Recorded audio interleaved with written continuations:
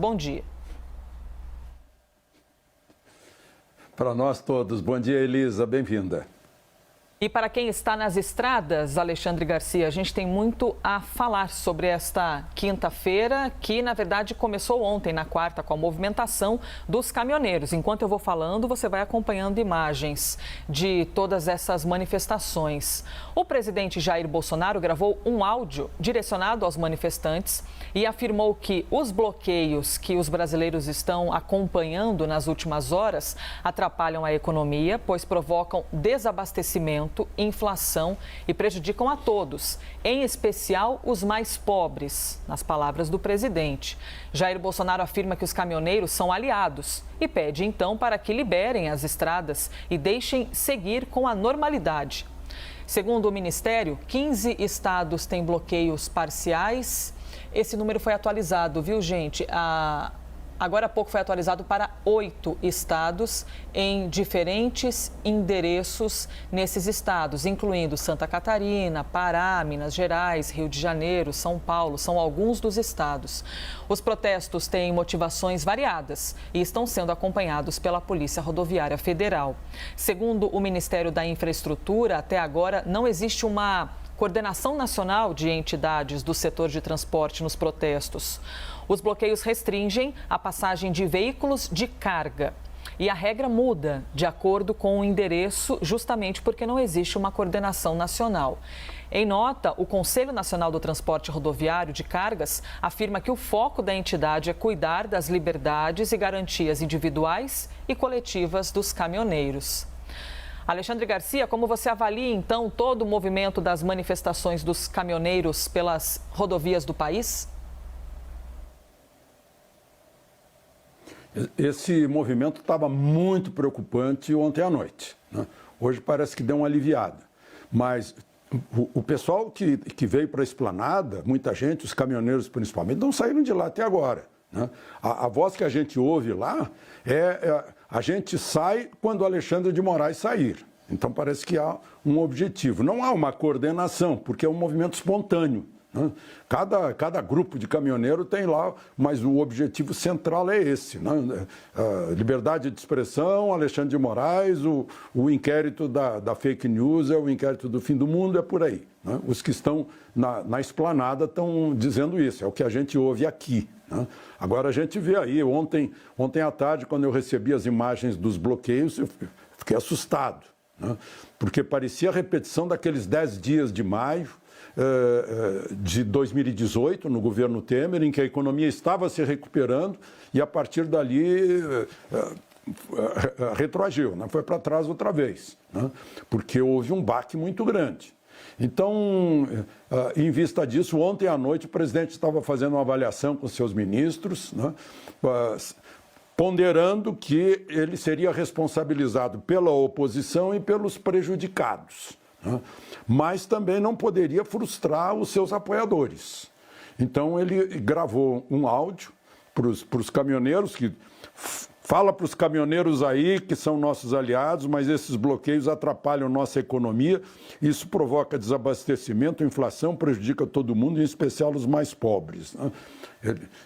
Inclusive um dos argumentos usados foi de que lá naquela outra parada houve uma perda imensa, milhões de pintinhos morreram porque a ração não chegou, agora pode não chegar combustível, não chegar alimento, passam carros de socorro, veículos particulares, ônibus, mas a carga não passa, fica parada, são milhares de caminhões que estão aí.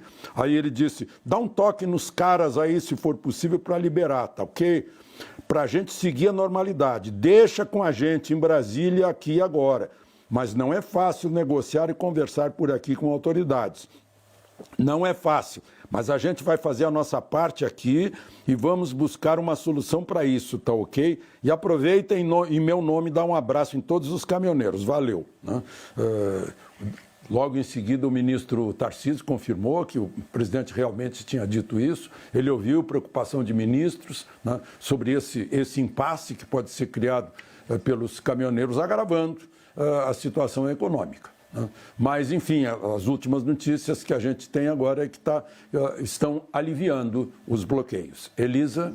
E você acredita, Alexandre, que esse movimento por parte dos caminhoneiros, que não tem uma coordenação nacional, mas tem ali divididamente os seus movimentos, essa paralisação pode acabar influenciando outros setores a partirem para o mesmo caminho de manifestações embasados pelo 7 de setembro?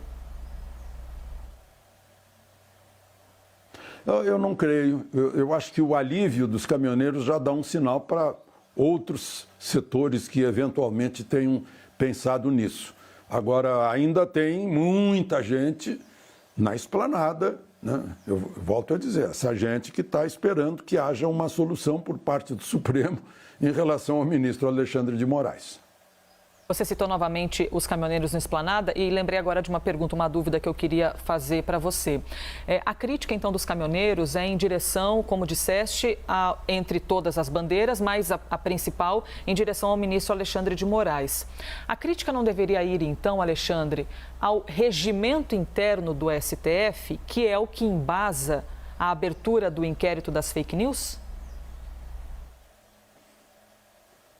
Sim, o regimento interno, artigo 43, diz que infração à lei penal na sede ou dependência do tribunal, o presidente instaurará inquérito. Está bem claro que é na sede ou dependência. Todos sabemos que não foi essa infração, as infrações que estão sendo investigadas não aconteceram em sede ou dependência do Supremo. Então eu penso o seguinte, né? Se anularam todos aqueles processos envolvendo o ex-presidente Lula lá em Curitiba, porque não era a vara da jurisdição do suposto crime, seria São Paulo, seria o Distrito Federal e não Curitiba, e o processo foi anulado porque estava no local errado. Então esse é um grande argumento racional, né, para anular também esse inquérito que o ministro Marco Aurélio, o único voto vencido naquele dia, chamou de inquérito do fim do mundo, inquérito sem limites. E, obviamente, a gente está vendo que é um inquérito sem limite. Vou trazer, então, o próximo assunto, Alexandre, mas que, na verdade, está bem conectado ainda com esses efeitos de 7 de setembro. O presidente Jair Bolsonaro pediu, em reunião realizada com todos os seus ministros, ideias e soluções sobre como agir contra eventuais inquéritos inconstitucionais conduzidos pelo Supremo, em especial pelo ministro Alexandre de Moraes, que nós acabamos de citar aqui. As informações são da analista de política da CNN, a Renata Agostini. Pessoas presentes na reunião afirmaram que Bolsonaro deu indicações de que não pretende recuar no enfrentamento ao STF. Mas o presidente da corte, Luiz Fux, fez um pronunciamento na abertura dos trabalhos ontem, quarta-feira, e citou a desobediência de Bolsonaro, que teria cometido crime de responsabilidade. Vamos ouvir.